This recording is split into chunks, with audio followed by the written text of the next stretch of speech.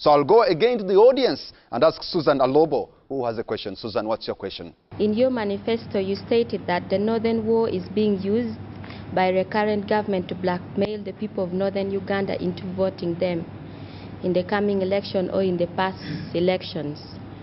Okay, the truth is there's slightly peace and stability in Northern Uganda, but no comprehensive peace agreement has been signed. But not?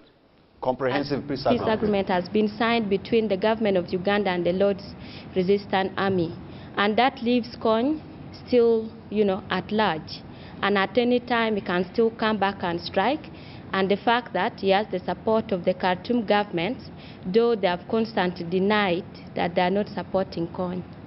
Now, if elected president, what are you going to do differently to ensure that CON is apprehended and he faces justice, and also to ensure the security of the people of Northern Uganda, looking at the fact that they would not want to lose another single soul in a recurrence of war? Thank you very much, Susan. Go for it. First of all, let's understand it this way, that it is not that when I come or when PPP comes to government or into government, everything that has been going on has been to be turned 90 degrees or 180. Some of these efforts of the present government will have to be fortified. We shall build on that. The only difference here is that for us, we shall not prioritize the gun. We shall prioritize negotiation and then the gun.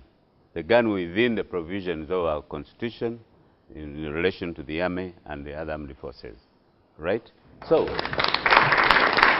negotiation. And let me inform you. Honorable, I think Susan is disagreeing with you, and she has a rejoinder, yes? Right. Yeah, okay, looking at the fact that the current government has tried both the gun and, negotiations, and they seem to have both failed, and the fact that our good neighborhood with, the government of Sudan, let me say Khartoum, because Southern Sudan has not yet, broken away from the old Sudan government. Now, what will your government really do? Because now these two things that have already failed, and you're talking about negotiations which have been tried. Okay, you've made your point, Susan. Go for it, Honorable Jabiri. Look, I don't believe that negotiations have been tried and failed. Negotiations have been made to fail. They had reached a point where, as you remember, only signatures were left. And then all of a sudden, one side says, whether he wants it or not, he's going to sign. That was before the signing. What do you expect the other fellow to do? And then we are about to sign.